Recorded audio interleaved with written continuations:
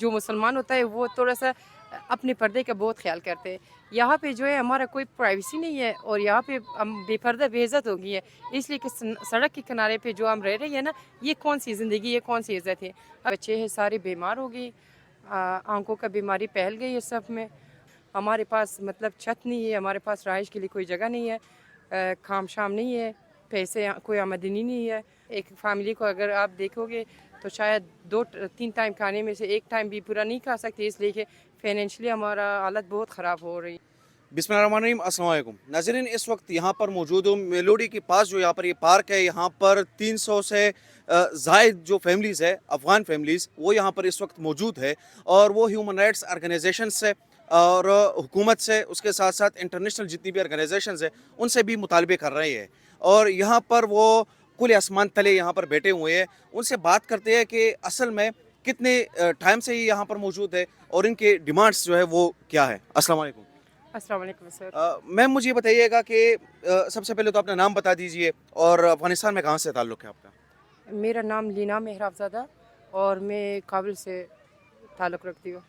मुझे मैम ये बताइएगा कि कितने दिनों से यहाँ पर आप मौजूद हैं और इस वक्त आप लोग किस से ये मुतालबे कर रहे हैं? सर दरअसल हमारा तकरीबन 50 डेज़ से ऊपर हो गई है और हमारा जो डिमांड है वो यूनिसेफ और ह्यूमन राइट्स, जिन जिन लोग जो इस इदारे में काम करते और वो आकर हमें नज़दीक से देखे कि हम किस पोजीशन से रह रही है और किस पोजीशन में हम।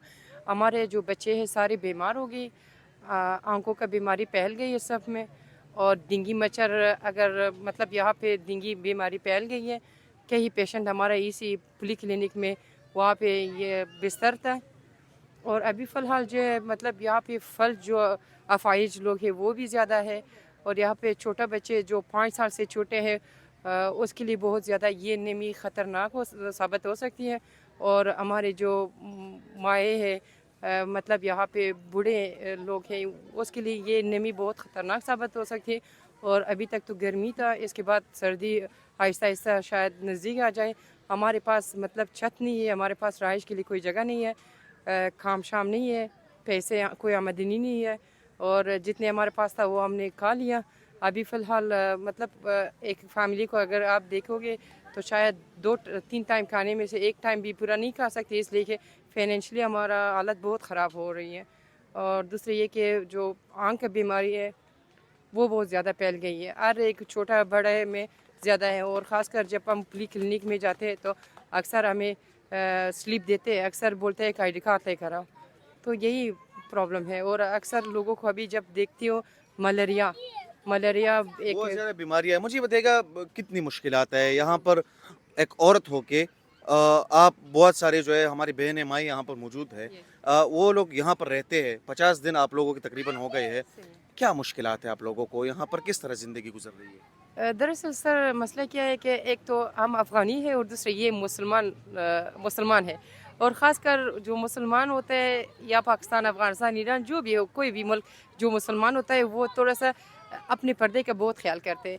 यहाँ पे जो है हमारा कोई प्राइवेसी नहीं है और यहाँ पे हम बेपर्दा बेइज्जत हो गई है, इसलिए कि सड़क के किनारे पे जो हम रह रहे हैं ना, ये कौन सी ज़िंदगी, ये कौन सी इज़्ज़त है।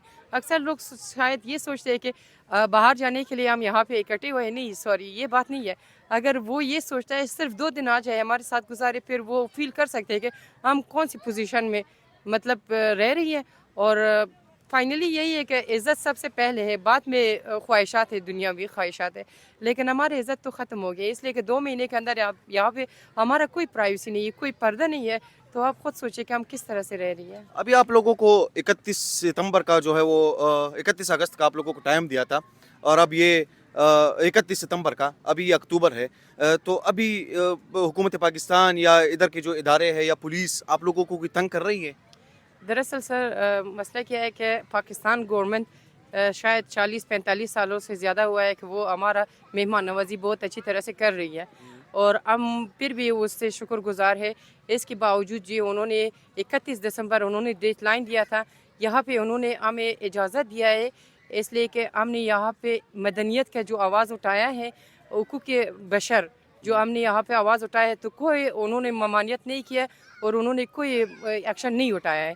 दरअसल उन्होंने जो एक गवर्नमेंट डेडलाइन देता है ना, تو وہ اپنی بات سے نہیں مکرتا ہے، لیکن انہوں نے ہمارے اوپر رحم کیا ہے کہ ہمیں ادھر پہ رہائش کے لیے چھوڑ دیا ہے، اس لیے کہ یہاں پہ جتنے لوگ ہیں یہ سب کو خطرہ ہے، یہ لوگ اپنی ملک نہیں جا سکتے، اور اکثر لوگ جو یہاں وہاں پہ خطرہ ہے. افغانستان میں خطرہ ہے اس کو اور ان لوگوں کے باقول، اس لیے کہ میں خود ابھی فی الحال میں اس پوزیشن سے گزر رہی ہوں، مجھے پتہ ہے کہ کوئی بھی جھوٹ نہیں بولتا ہے. پہلا جو تھا میں سوچ رہی تھی کہ شاید اکثر جو ہے شاید وہ جھوٹ بولتا ہے اس لیے کہ اس کا کوئی کیس کامیاب ہو جائے وہ باہر جا سکے، لیکن نہیں، ابھی میں خود اسی حالت میں جب آئی ہوں نا، مجھے پتہ ہے کہ ادھر جانا ان لوگوں کے لیے ناممکن ہے، اس لیے وہ لوگ بولتے ہیں. ہر کسی کے پاس ایک ریسرچ ہوتا ہے، ثبوت ہوتا ہے، اس لیے وہ بولتا ہے ہمارا کوئی بھی بندہ نہیں آ سکتے یہ ادھر پہ میرے جان کو خطرہ ہے، اس لیے کہ یہ بات کوئی نہیں مانتا ہے، لیکن ہر کسی کے پاس ایک ثبوت ہے کہ وہاں پہ اس کو خطرہ ہے. ان کو خطرہ ہے. ناظرین یہ آپ نے دیکھ لیا جس طرح ان سے ہماری بات ہوئی اور یہ حکومت پاکستان کا شکریہ ادا کر رہی ہے، لیکن یہاں پر ان لوگوں کی جو عزت ہے ان کو بھی خطرہ ہے. یہاں پر ان کے جو یہاں پر جس طرح یہ رہ رہے ہیں یہاں بھی ان کے کئی زیادہ جو ہے وہ مسائل ہے. ان کے ان مسائل کو کم از کم دیکھنا چاہیے اور ان کو اس طرح دیکھنا چاہیے کہ ان کے لیے کوئی خاص جگہ کا انتخاب ہونا چاہیے تاکہ کم از کم یہ لوگ عزت سے اپنی زندگی یہاں پر یہ جو ان کے کچھ دن ہے کم از کم یہ عزت سے یہاں پر گزارے. انشاءاللہ ایک اور ویڈیو میں دوبارہ ملاقات ہوتی ہے. بہت شکریہ.